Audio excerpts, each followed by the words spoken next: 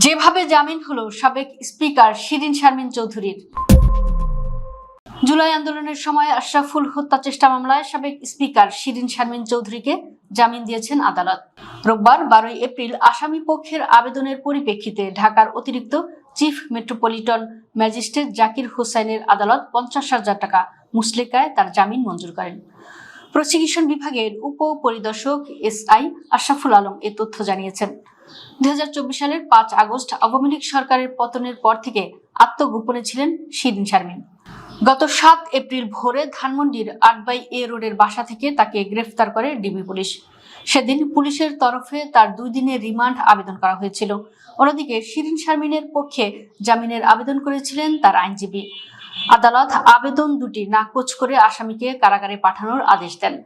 মামলা সূত্রে জানা গেছে, বৈষম্য বিরোধী আন্দোলন চলাকালে 18 জুলাই 2024 লালবাগ থানাধীন আজিমপুর সরকারি কলোনির ভেতরে মিছিল করছিলেন ভুক্তভোগী মোহাম্মদ আশরাফুল ওরফে ফাহিম।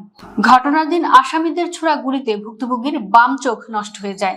এ ঘটনায় 25 মে শেখ হাসিনা সহ 130 জনের নাম উল্লেখ এবং অচেনা 115 থেকে 20 জনের বিরুদ্ধে মামলা করেন আশরাফুল। 2013 সালের 30 এপ্রিল শিরীন শারমিন চৌধুরী স্পিকার নির্বাচিত হন এবং এরপর থেকে টানা তিনি এই দায়িত্ব পালন করে আসছিলেন। সর্বশেষ গত 7 জানুয়ারি নির্বাচনের পর তিনি পুনরায় স্পিকার নির্বাচিত হন। তিনি রংপুর 6 আসন থেকে সংসদ সদস্য নির্বাচিত হয়েছিলেন। পরবর্তীতে শেখ হাসিনা সরকারের পতনের 27 দিনের মাথায় তিনি পদত্যাগ করেন। উল্লেখ্য, 24-এর গণঅভ্যুত্থানে আওয়ামী লীগ সরকারের পতনের পর 1.5 বছরেরও পর গ্রেফতার হলেন টানা 3 বারের স্পিকার শিরীন শারমিন চৌধুরী। মঙ্গলবার 7 এপ্রিল ভোরে ঢাকার ধানমন্ডি এলাকা থেকে তাকে গ্রেফতার করে মিন্টো রোডের কার্যালয়ে নিয়ে যায় ঢাকা মহানগর গোয়েন্দা পুলিশ ডিবি। 5 আগস্টে আওয়ামী লীগ সরকারের পতনের 27 দিনের মাথায় স্পিকার পদ থেকে শিরীন শারমিন চৌধুরী সরে দাঁড়ান বলে জানিয়েছেন তৎকালীন অন্তর্বর্তী সরকার।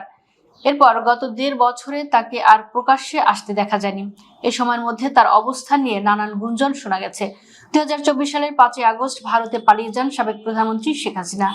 এই ঘটনার পর আওয়ামী লীগের নেতাকর্মীদের অনেকে গ্রেফতার আতঙ্কে আত্মগোপনে চলে যান। গ্রেপ্তারও হন অনেকে। তখন 6 শতাধিক ব্যক্তিকে সেনানিবাসে আশ্রয় দেওয়া হয়েছিল, যাদের মধ্যে রাজনৈতিক নেতা, বিচারক, আমলা, বিশ্ববিদ্যালয় শিক্ষক এবং পুলিশের কর্মকর্তা ও সদস্যরা ছিলেন বলে 2024 সালের 18 আগস্ট প্রকাশিত এক বিবৃতিতে জানিয়েছিল আন্তঃবাহিনী জনসংযোগ পরিদপ্তর। 22 মে সেনানিবাসে আশ্রয় নেওয়া ব্যক্তিদের নামের একটি তালিকা প্রকাশ করা হয়। সেই তালিকায় আওয়ামী লীগের অনেক নেতাদের সঙ্গে সাবেক স্পিকার শিরীন শারমিন চৌধুরীর নামও ছিল। প্রায় 1.5 বছর পর গোপন তথ্যের ভিত্তিতে ঢাকার ধানমন্ডি এলাকায় নিজ বাসা থেকে শিরীন শারমিন চৌধুরী গ্রেফতার হয়েছেন বলে জানিয়েছে পুলিশ। প্রাথমিক জিজ্ঞাসাবাদের বরাত দিয়ে কর্মকর্তারা বলছেন, তারা জানতে পেরেছেন যে সেনানিবাস থেকে বের হওয়ার পর দেশের ভেতরেই বিভিন্ন জায়গায় আত্মগোপনে ছিলেন শিরীন শারমিন চৌধুরী। গোয়েন্দা পুলিশের কর্মকর্তারা বলছেন, গণঅভ্যুত্থানের সময় সংঘটিত হত্যা মামলা সহ অন্তত 1/2 ডজন মামলায় আসামি হিসেবে নাম রয়েছে শিরীন শারমিন চৌধুরীর।